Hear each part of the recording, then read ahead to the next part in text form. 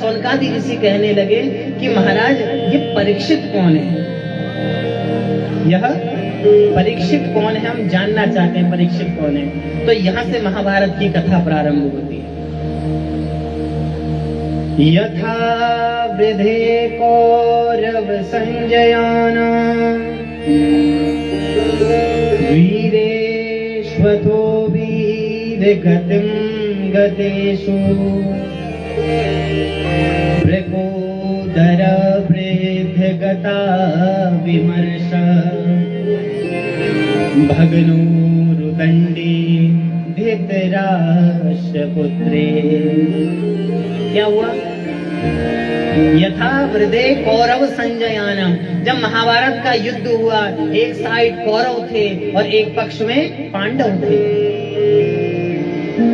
और यह युद्ध चला, और युद्ध चलते चलते क्या हुआ, इसमें कौरवों की हार हुई और पांडवों की विजय हुई। परंतु सभी मारे गए हैं, केवल दुर्योधन उस कुरुक्षेत्र में पड़ा हुआ है और उसकी जंघा टूटी हुई है और वहीं पर वह गिरा पड़ा है, और मन में एक ही द्वेष है बस कि मुझे सब कुछ तो प्राप्त हो गया, परंतु मुझे एक चीज की प्राप्ति नहीं। मुझे सब कुछ प्राप्त हुआ, मैं चाहता था कि यदि कुछ भी हो, मेरी एक चाह थी, यदि कुछ हो ना हो, परंतु मैं यह चाहता था कि इन पांडवों में से किसी एक की मृत्यु हो जाए, किसी एक की मृत्यु हो जाए। और यह पूरी जिंदगी भर चाह का ही है, हम कुछ ना कुछ चाहते हैं, कुछ ना कुछ चाहते हैं। यदि आज हमने पढ़ाई की तो कल हम चाहेंगे कि हमें नौकरी चाहिए, और नौकरी लगी उसके बाद हम चाहेंगे कि हमारा विवाह हो जाए। ऐसे चाह चलते रहती है कि चाह पैसों से आने में आती रही, चाह पैसों से आने में आती रही, और चाह आने से रुपया बनाती रही। चाह रुपये से नोट बनाती रही और नोट से कोठी बनाती रही। चाह रुपये से नोटों को बनाती रही और नोटों से कोठों को बनाती रही, और क्या हुआ? और चाह ही कोठी में मोटर मंगाती रही। अगर हमारे पास बड़ा मकान होगा, घर में गाड़ी नहीं होगी, तो हमारे मन में इच्छा आएगी क्यों ना एक गाड़ी रख ली जाए। तो चाह नोटों से कोठी बनाती रही और चाह कोठी में मोटर मंगाती रही, और चाह मोटर से होटल में जाती रही, और चाह होटल में बोतल खुलाती रही। ये चाह है। अगर अधिक धन आ जाएगा, हम चाहेंगे और अधिक धन आए, फिर धन आया, फिर हम चाहेंगे कि हमारे पास बड़ा मकान हो, मकान होगा, मकान के बाद हम चाहेंगे कि हमारे पास गाड़ी हो, गाड़ी होगी, फिर हम चाहेंगे कि हम इधर उधर घूमने जाएं, और घूमने जाएंगे, संगत बिगड़ेगी, संगत बिगड़ेगी तो कभी कहीं बोतल खुलेगी, और बोतल खुलेगी तो जीवन बर्बाद हो जाएगा। केवल चाह है। चाह पाली जिन्हें वो पीले हुए, चाह पाली जिन्हें वो पीले हुए, और चाह छोड़ी जिसे वो रसीले हुए। चाह छोड़ी जिसे वो रसीले हुए, और चाह जरा पर लगी तो जरीले हुए। अर्थात जरा कहते हैं बुढ़ापा को। अगर बुढ़ापे में चाह हमें लग गई तो मन करता है कि हम काश वृद्धावस्था में आ जाते, या सोचते सोचते क्या होता है, मृत्यु हो जाते। चाह जरा से लगी तो जरा हो गए, और चाह हरी से लगी तो हरे हो गए। तो हमारे जीवन का एक लक्ष्य होना चाहिए कि हमें क्या करना है, हमें हरि का स्मरण करना है, और हरि में लगते हुए भी जीवन को पार करना है। और इधर क्या हुआ कि उसके मन में यह आया कि काश सभी पांडव जीवित हैं, एक भी मर जाता तो मैं प्रसन्न हो जाता। तो उन्होंने क्या किया,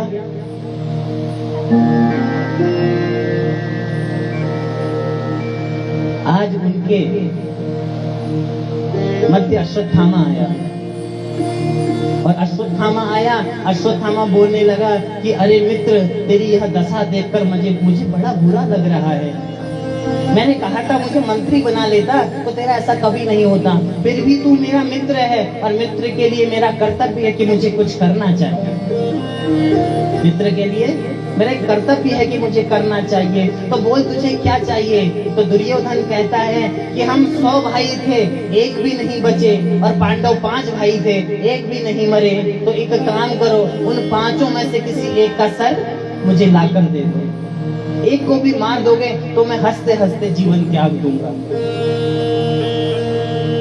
तो अश्वत्थामा कहता है कि ठीक है महाराज, मैं लेकर आता हूँ। और उधर क्या हुआ, आज 5 पांडव जहाँ पर सोते थे वहां से भगवान ने 5 पांडवों को उठाकर कहीं और सुला दिया, और पांडवों के जो 5 पुत्र थे वो उस सैया पर सुला दिए। अश्वत्थामा आया, अश्वत्थामा ने क्या किया, उन 5 का सर काटा और सर काट कर एक गड्ढे में रखकर वहां ले गया और बोले, अरे दुर्योधन, तू कहता था ना कि एक को मार दो, मैंने 5 के 5 पांडव मार दिए, मैंने 5 के 5 पांडव मार दिए।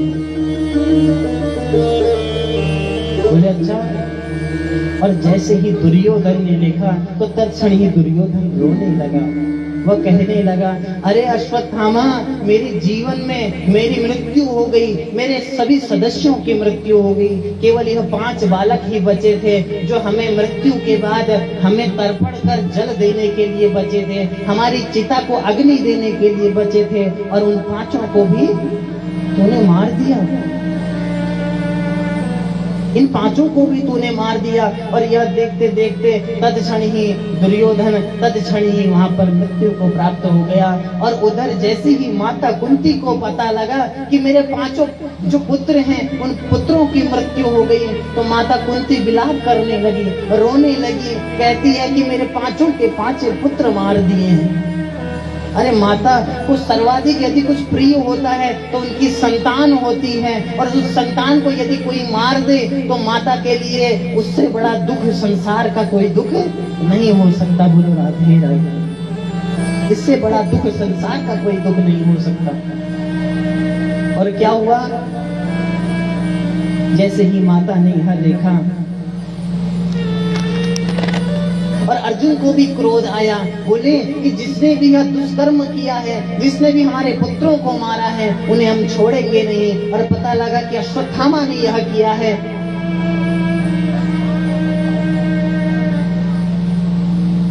और तत्क्षण ही क्या हुआ, वह तत्क्षण ही उनके पीछे जाने लगा, तत्क्षण ही उनके पीछे पीछे जाने लगा। और जाते जाते वह देखता है कि मेरे पीछे अर्जुन आ रहा है, कहीं मेरी मृत्यु ना हो जाए। तो तत्क्षण ही अश्वत्थामा ने ब्रह्मास्त्र उठा दिया और ब्रह्मास्त्र उठाकर अर्जुन की ओर छोड़ दिया। अर्जुन इतना दुखी है, प्रणाम करता है, कहता है प्रभु मुझे इस ब्रह्मास्त्र से बचा लो, नहीं तो मेरी मृत्यु हो गई। वह कहता है कि अगर इससे मैं आज नहीं बचा तो अवश्य ही मेरी मृत्यु हो जाएगी, सुनिश्चित है। और वो कहता है कृष्ण कृष्ण महाबाहो भक्तानां अभयं कर, कि हे प्रभु आप मुझे बचा लीजिए। यदि आपने आज मुझे नहीं बचाया तो यह ब्रह्मास्त्र मुझे अवश्य ही मार डालेगा। तो भगवान कहते, अरे अर्जुन, जब तक मैं तेरे साथ हूँ तो क्यों डरता है, तो इस ब्रह्मास्त्र को प्रणाम कर ले, तत्क्षण यह ब्रह्मास्त्र शांत हो जाएगा। ब्रह्मास्त्र शांत हुआ, तत्क्षण ही अर्जुन ने अश्वत्थामा को पकड़ा और अश्वत्थामा को लेकर आ गया। अश्वत्थामा को लेकर आ गया और लेकर आते ही क्या हुआ, अर्जुन बोला कि मैं अभी इस अश्वत्थामा को मार देता हूँ। भगवान बोले कि हाँ इसे मार दो, और भीम भी बोला मैं मार देता हूँ। फिर मन में आया कि क्यों ना इसे कुंती के पास ले जाकर मारूं, माता के पास ले जाकर मारो। और माता के पास जब लाए तो माता ने देखा कि यह अश्वत्थामा है, यह हमारे गुरु द्रोणाचार्य जी का पुत्र है। और कभी भी आज इस गुरु के पुत्र को यदि हमने मार दिया तो जो हमारी गुरु माता है उसे कितना विलाप होगा। एक माँ ने तो दुख सहा है, दूसरी माँ यह दुख कभी नहीं सहे। कोई भी माँ यह नहीं चाहेगी कि यदि मेरे पुत्र की मृत्यु हो गई तो किसी और माँ की भी पुत्र की मृत्यु हो, कभी कोई नहीं चाहेगा महाराज। क्योंकि माँ का दुख केवल माँ ही जान सकती है, अन्य संसार का कोई भी व्यक्ति इस दुख को नहीं जान सकता। और क्या हुआ, तो वह मारने के लिए कह रहे थे, तो तत्क्षण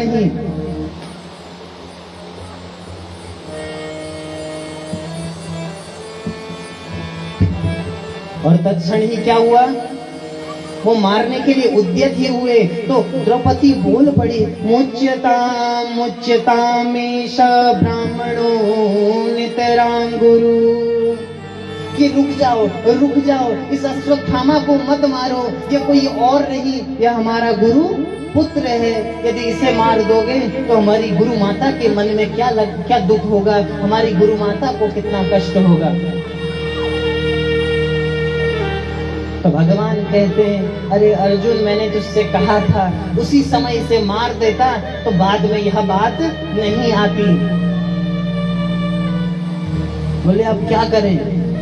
बोले मैंने प्रतिज्ञा ली है कि मैं इस अश्वत्थामा को मार दूंगा, अब मैं इसे नहीं मारता तो मेरी प्रतिज्ञा का नाश हो जाएगा, मैं करूं तो क्या करूं?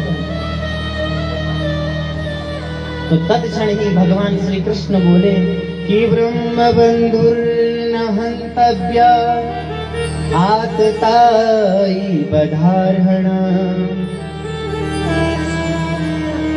कि ब्रह्म बंधुर न हंतव्य, यदि कोई ब्राह्मण हो ना उसे कभी मारना नहीं चाहिए। और आतताई बधार्हण, आतताई कोई भी हो ना उसे छोड़ना नहीं चाहिए। बोले यदि हमारे पुत्र को कोई मार दो तो उसे कभी छोड़ना नहीं चाहिए, लेकिन कोई ब्राह्मण हो उसे मारना नहीं चाहिए। तो क्या करें? तो भगवान कहते हैं कि संभावितस्य चाकीर्ति मरणादिति रिच्यते, मरणाद इति रिच्यते, संभावितस्य चाकीर्ति, यदि किसी की इच्छा हो, किसी को अधिक मन में उत्कंठा हो, किस चीज की? चाह की, और उसका यदि अपमान कर दिया, जन जन में उसका नाम है, यदि आपने उसका अपमान कर दिया ना तो क्या होगा? वो जीते जी ही मारा जाएगा। क्यों?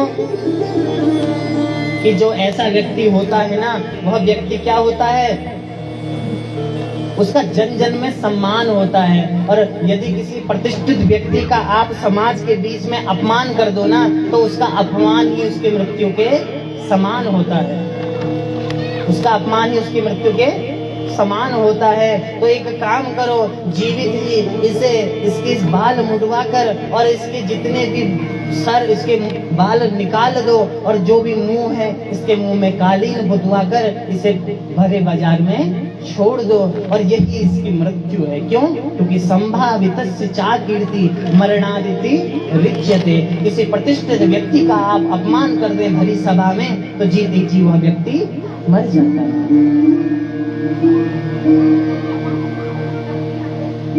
और यह देखकर माता कुंती बड़ी विलाप करने लगी और मन ही मन कहने लगी कि प्रभु आप कभी भी हमें छोड़कर मत जाना। कृष्णाय वासुदेवाय देवकी नंदनाय च नंद गोप कुमाराय गोविंदाय नमो नमः। कि कृष्णाय वासुदेवाय देवकी नंदनाय च, अरे कृष्ण, अरे प्रभु, आप कोई और नहीं, आप मेरे वासुदेव, मेरे भाई के पुत्र हैं, मेरी भाभी देवकी के पुत्र हैं, परंतु अभी आप मेरे भतीजे नहीं, अभी तो आप मेरे भगवान हैं। क्यों? क्योंकि जब जब मुझ पर दुख आता है तब तब आप मेरे साथ खड़े रहते हैं। और इस प्रकार 25 श्लोकों में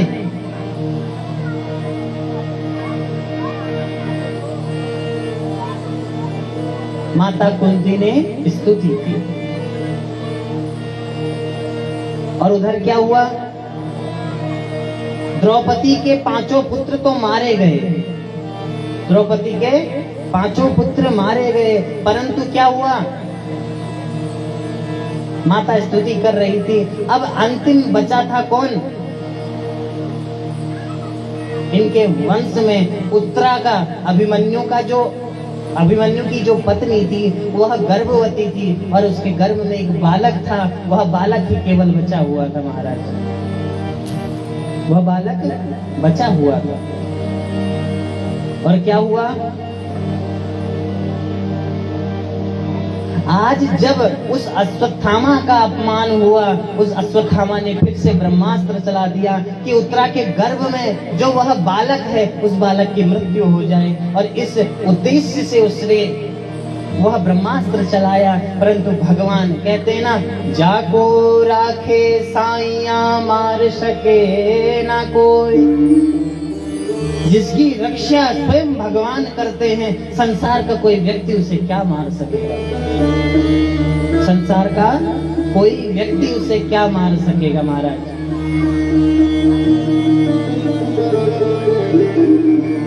और आज भगवान ने स्वयं उत्तरा के गर्भ में प्रविष्ट होकर उस बालक की रक्षा की है और उस ब्रह्मास्त्र को शांत किया है। वो उधर का बालक कोई और नहीं अपितु कौन है, वह बालक ही परीक्षित है, और जिसको यह 7 दिवस की कथा श्रवण कराई सुखदेव जी महाराज। और उधर क्या हुआ, 5 पांडव जो हैं, जो कुंती के पुत्र हैं और द्रौपदी के जो पति हैं, वो बड़े दुखी हैं। परंतु सर्वाधिक दुखी यदि कोई है तो वह कौन है, उनके सबसे बड़े जो भाई हैं, कौन, युधिष्ठिर जी महाराज। सबसे बड़े भाई कौन है, युधिष्ठिर जी महाराज। और क्या हुआ, युधिष्ठिर जी आज एकांत में बैठे हैं, बड़े विलाप कर रहे हैं कि हम इतने भाई थे, चाचा ताऊ के लड़के थे और कोई नहीं बचा, केवल हम 5 भाई बचे हुए थे। बोले क्या किया जाए, कुरुक्षेत्र में केवल रक्त ही रक्त है, रक्त ही रक्त है, और वह किसी और का रक्त नहीं, अभी तो हमारे भाइयों का ही रक्त है। इस प्रकार बड़े दुखी हैं, और दुखी मना होकर वह क्या करते हैं, विलाप कर रहे हैं। और आज भगवान श्री कृष्ण की कृपा से भगवान श्री कृष्ण उनके समीप आए और बोले कि चलो प्रातःकालीन बेला में अब हम कहाँ चलते हैं, भीष्म पितामह के पास, जो शेषशैया पर पड़े हैं, जिनके शरीर में केवल तीर ही तीर लगे हुए हैं और उन तीरों पर वह शयन कर रहे हैं। और वहां जाकर आज भीष्म पितामह जी ने सर्वप्रथम युधिष्ठिर जी को उपदेश दिया है कि देखो, कभी भी किसी का अपमान मत करना, हमेशा सदा ही सम्मान करना। और शास्त्र कहता है कि जो हुआ अच्छे के लिए हुआ और जो होगा वह भी अच्छे के लिए होगा। अब विलाप ना करो और शांत मना होकर केवल भगवान का भक्ति करो, भगवान का ध्यान करो। और इसी तरह निरंतर भीष्म पितामह जी ने समझाया, और तत्क्षण अब भीष्म पितामह जी भगवान श्री कृष्ण की स्तुति करते हैं। छंद दिया पुष्पिताग्रा, और पुष्पिताग्रा कहते हैं मेरे पास पुष्प तो नहीं है, परंतु मैं एक पुष्प लेकर भगवान को चढ़ा दूं। और क्या कहते हैं, इति मति रूप कल्पिता विदेशना भगवती सात्वत पुंगवे विभूमि। इति मति रूप कल्पिता विदेशना भगवती सात्वत पुंगवे विभूमि। इति मति रूप कल्पिता विदेशना भगवती सात्वत पुंगवे विभूमि। स्वसुखमुपगते क्वचित् हरतुं प्रकृतिमुपेयुषि यद्भवत्प्रवाह। इति मतिरूपकल्पिता वितृष्णा भगवती शाश्वत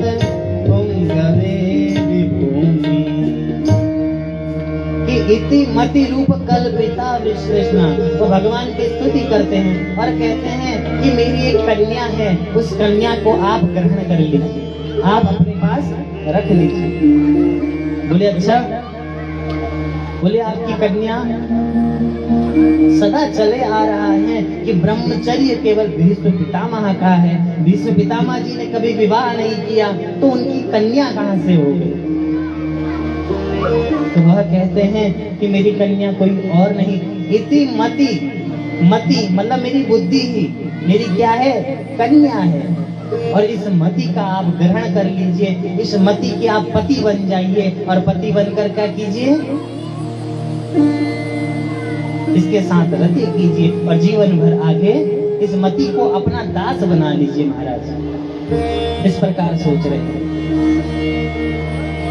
और बार बार स्तुति कर देखते ही देखते क्या हुआ? उन्होंने अपना जीवन त्याग दिया। और तत्क्षण इस प्रकार भीष्म जी ने स्तुति की। स्तुति करने के उपरांत आज पांचों पांडवों ने क्या किया? पांचों पांडवों ने उस परीक्षित को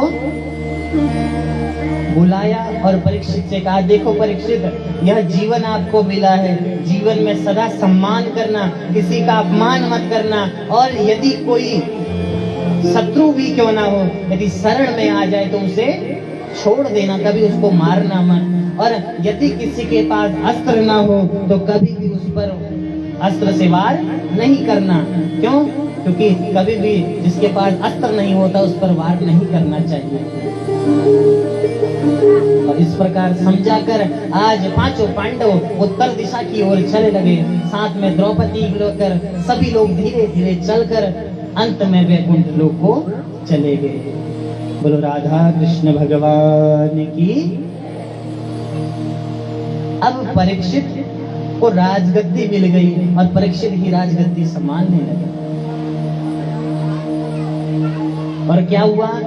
आज वह देखते हैं कि चलो अपने राज्य में क्या हो रहा है इसका वर्णन करने के लिए चले, देखें कि आखिर हो क्या रहा है, अच्छे से सब कार्य कर रहे हैं या नहीं कर रहे हैं। तो वह पूरे शहर में घूमे और शहर में घूमकर अंत में वह कहाँ गए?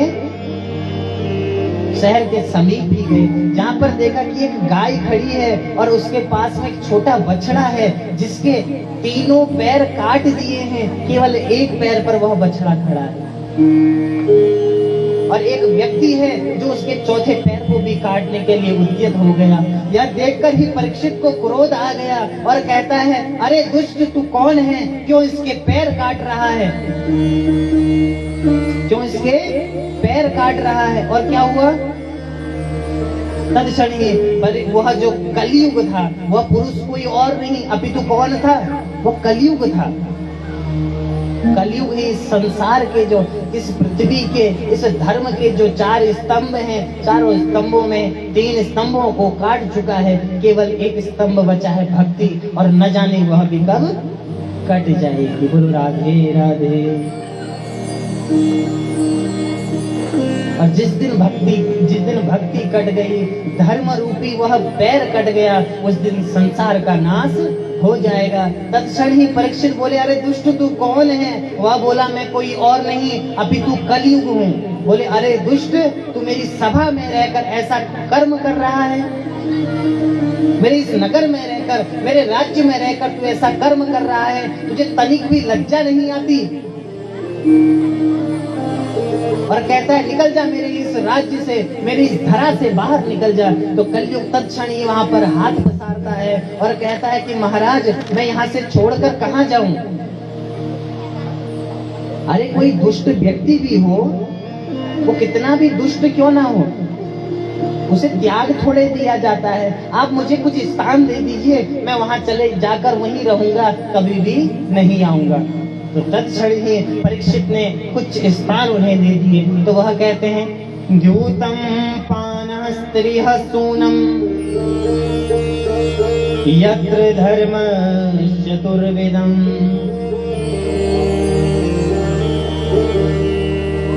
तो क्या कहते हैं? द्यूतम। द्यूत कहते हैं जुए को। जहां पर जुआ खेला जाता है वहां पर कलयुग का वास होता है। जहां पर जुआ खेला जाता है वहां पर कलयुग का वास होता है। द्यूतम पानम, जहां पर मदिरा का पान किया जाता है वहां पर कलयुग का वास होता है।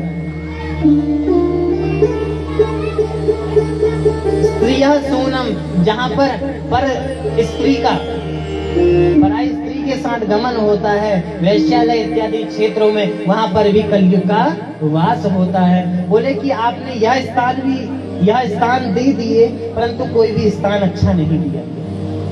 जहाँ जुआ खेले वहाँ आपका स्थान, जहाँ मदिरा पान हो वहाँ आपका स्थान, जहाँ वैश्यागमन हो वहाँ आपका स्थान। अरे कोई अच्छा जगह भी तो दे देते।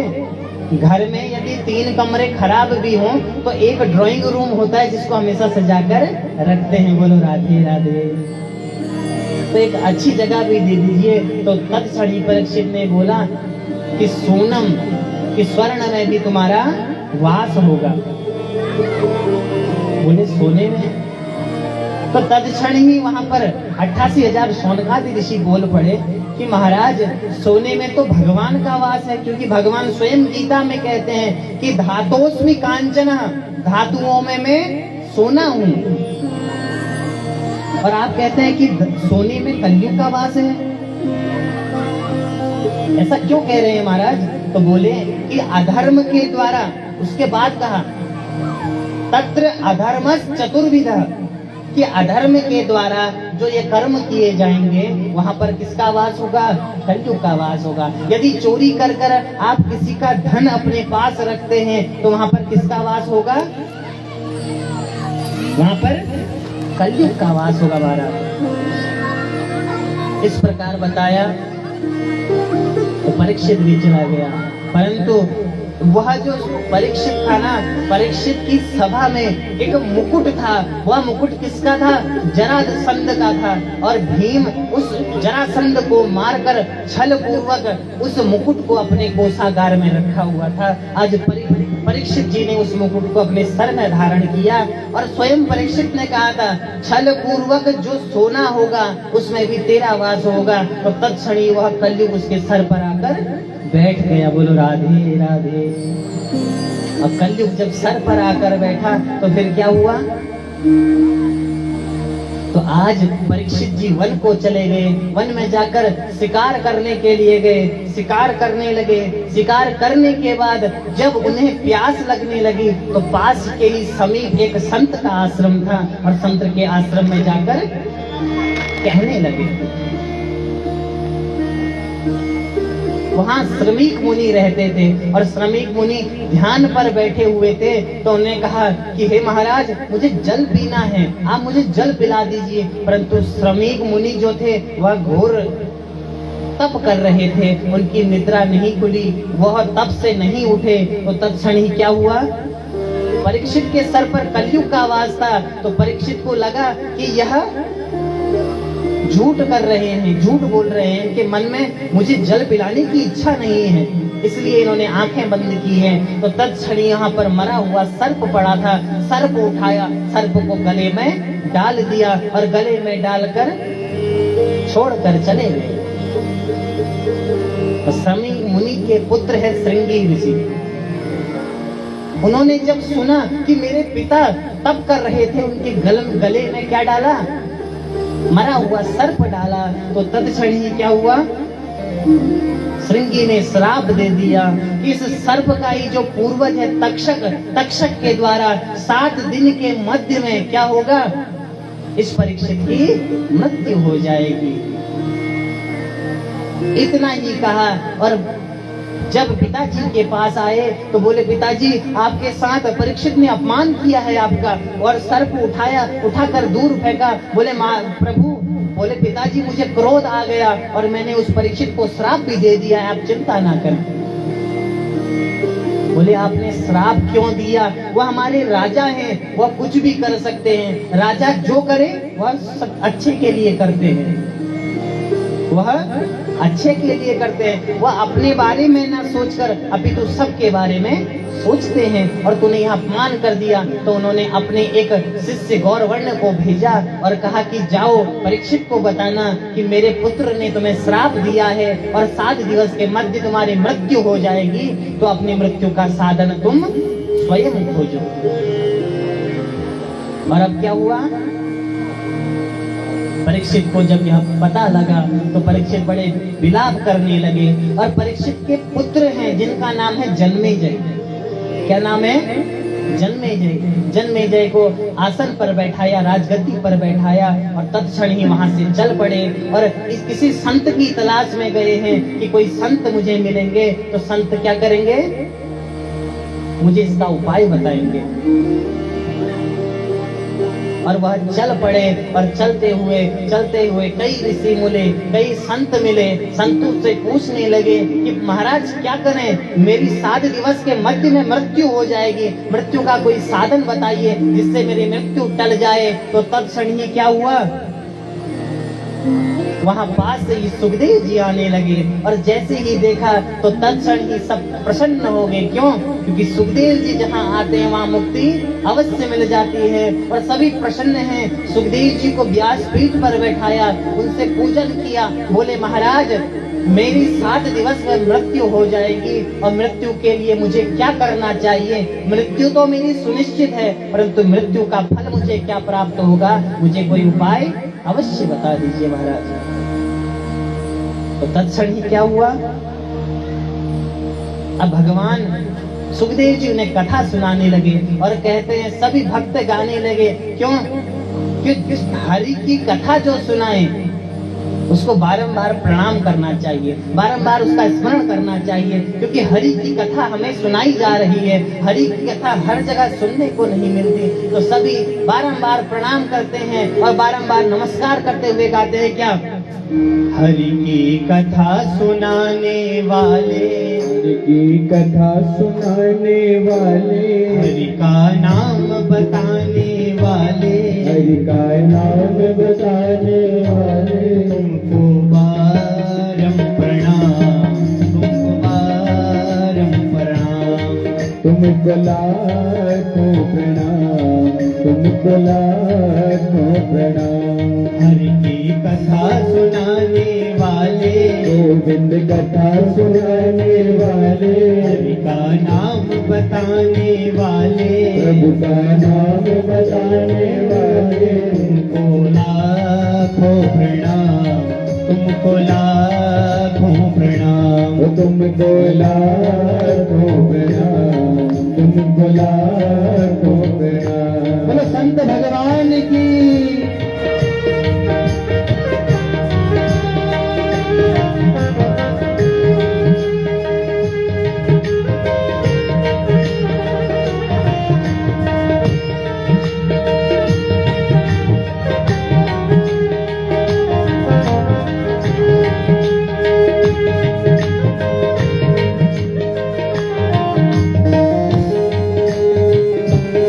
भगवान की।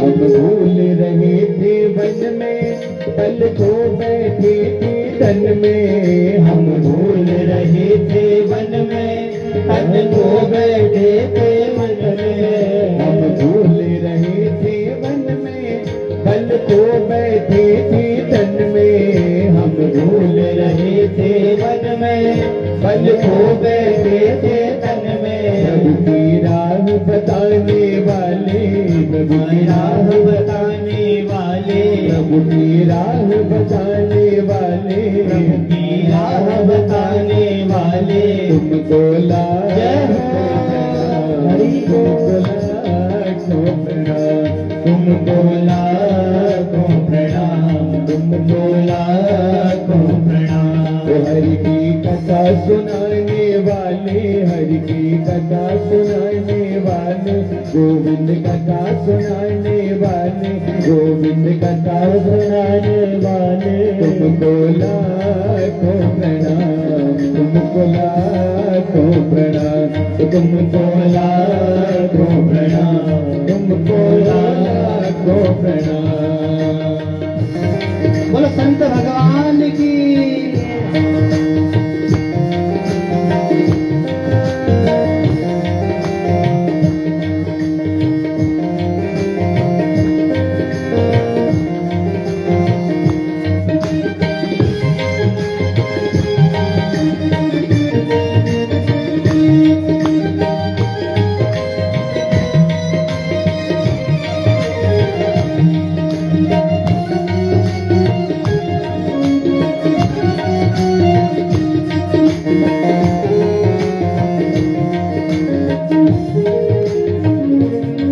लेकर विषयों का प्याला जा रहे थे यम के गाला, लेकर विषयों का प्याला जा रहे थे यम के गाला, लेकर विषयों का प्याला जा रहे थे यम के गाला, लेकर विषयों का प्याला जा रहे थे यम के गाला। अमृत पान कराने वाले, अमृत पान कराने वाले, प्रभु की सुधा पिलाने वाले, प्रभु की सुधा पिलाने वाले, तुमको लाखों प्रणाम, तुमको लाखों प्रणाम, तुमको लाखों प्रणाम, तुमको लाखों प्रणाम। बोलो बालकृष्ण भगवान की।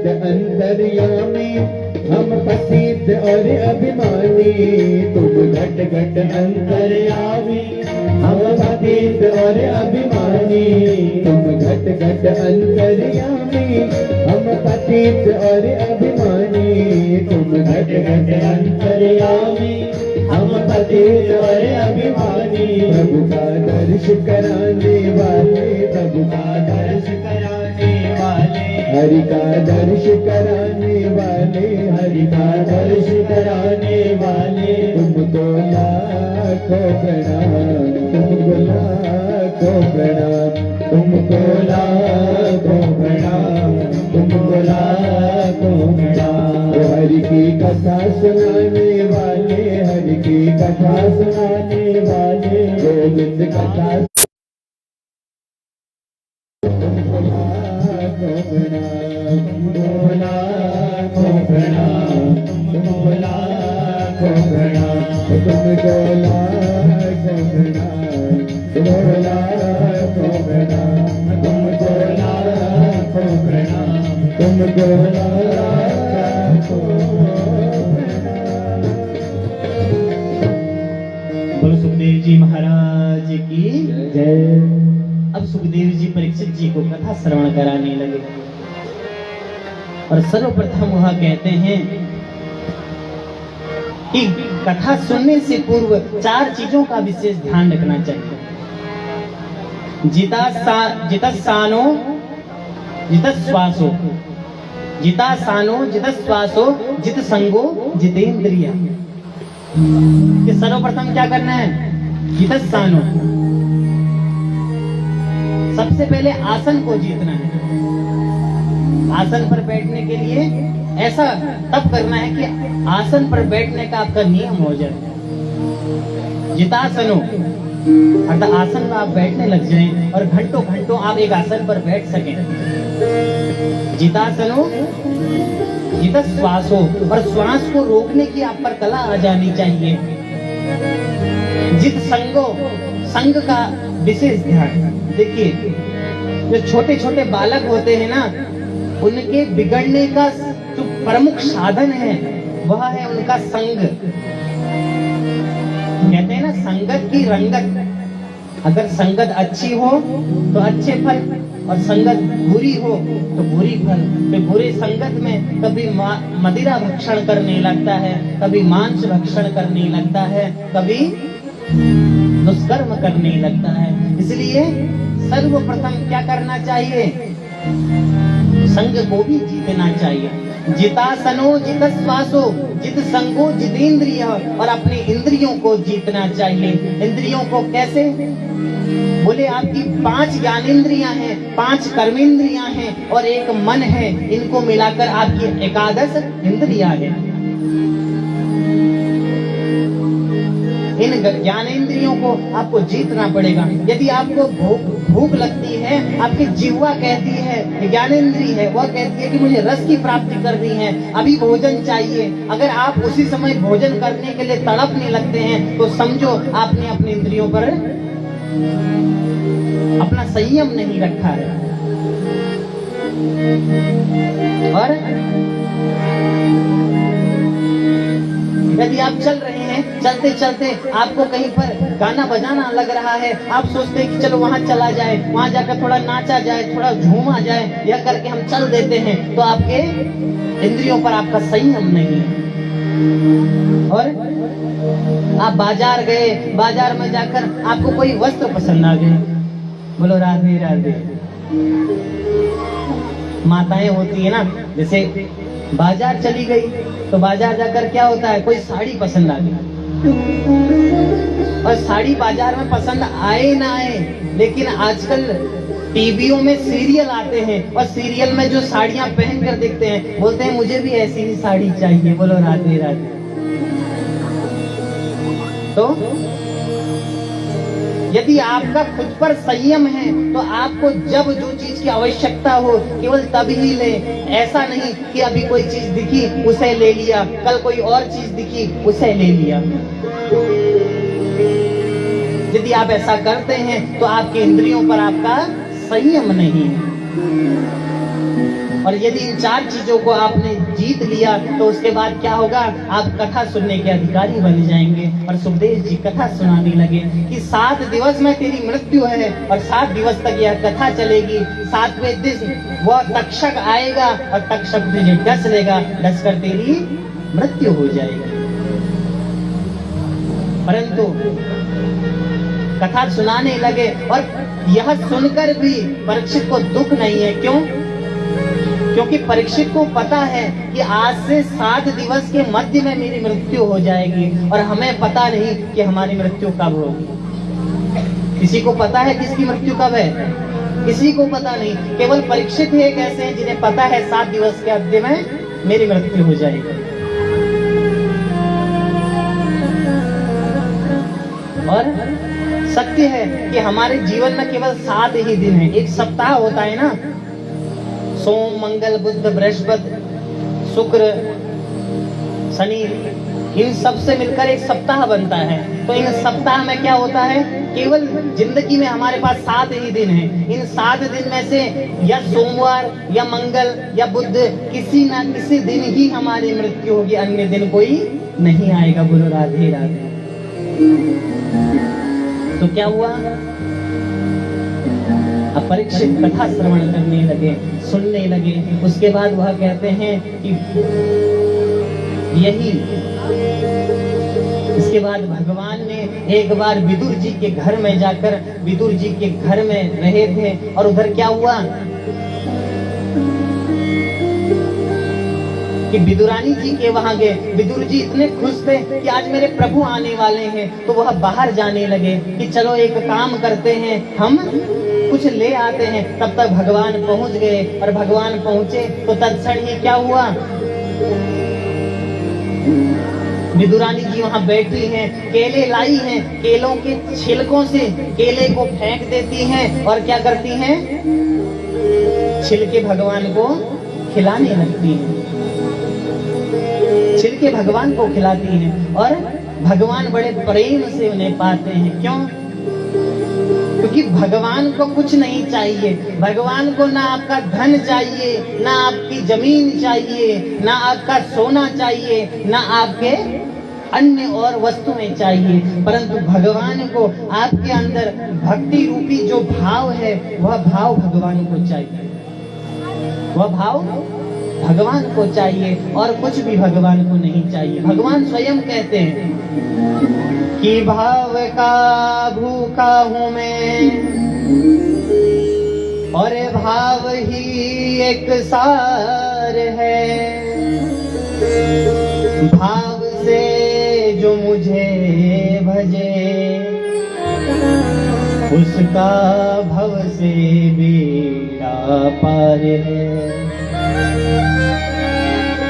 कि मैं भाव का भूखा हूं, मुझे अन्य कुछ नहीं चाहिए, और भाव से जो मुझे भजता है उसका भाव से बेड़ा पार हो जाता है। और इसके उपरांत फिर कथा बताई कि क्या हुआ, सृष्टि का निर्माण हुआ। सृष्टि में केवल 4 ही चीजें होती हैं, क्या? अंडज, स्वेदज, जरायुज और उद्भिज। अंडज वो जीव होते हैं जो अंडे से उत्पन्न होते हैं, जैसे पक्षी इत्यादि। और जरायुज, जरा कहते हैं झिल्लियों को, अर्थात जो मानव पैदा होते हैं मात्र गर्भ में रहकर झिल्लियों के साथ बड़े होते हैं, नसों के द्वारा माँ जो खाती है उन नसों से उन्हें सब कुछ प्राप्त होता है और धीरे धीरे वह बालक बड़ा होता है। और उद्भिज, उद्भिज कहते हैं भूमि से उत्पन्न होने वाले को। भूमि का एक नाम है उद्भिजा, और उससे उत्पन्न होने वाले उद्भिज जैसे पेड़ पौधे इत्यादि। और एक होते हैं स्वेदज, स्वेद कहते हैं पसीने को, पसीने से जो उत्पन्न होता है जैसे जू, मच्छर इत्यादि।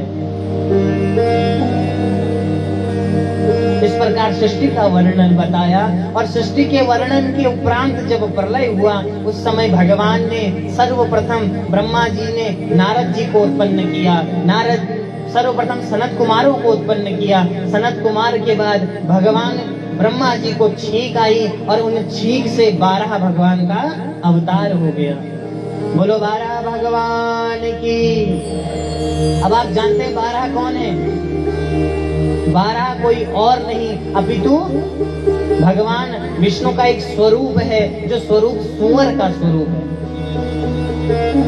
एक छींक हुई और छींक से क्या निकला? वह 12 उत्पन्न हो गए। और उधर क्या हुआ?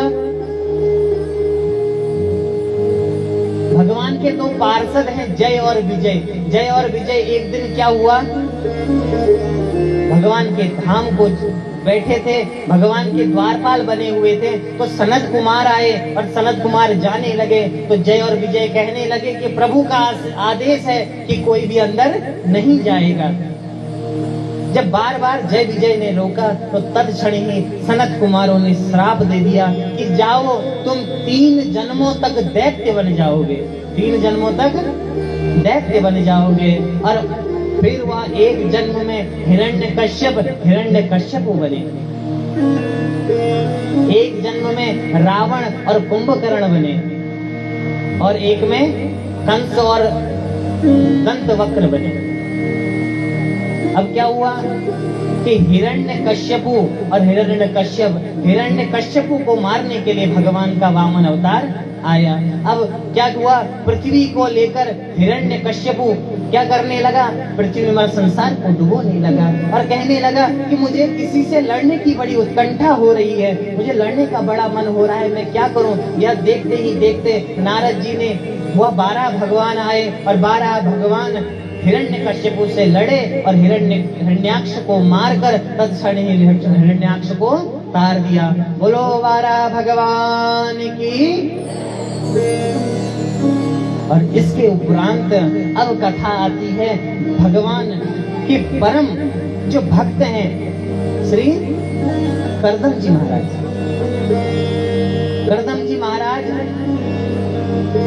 मैंने कहा था ना,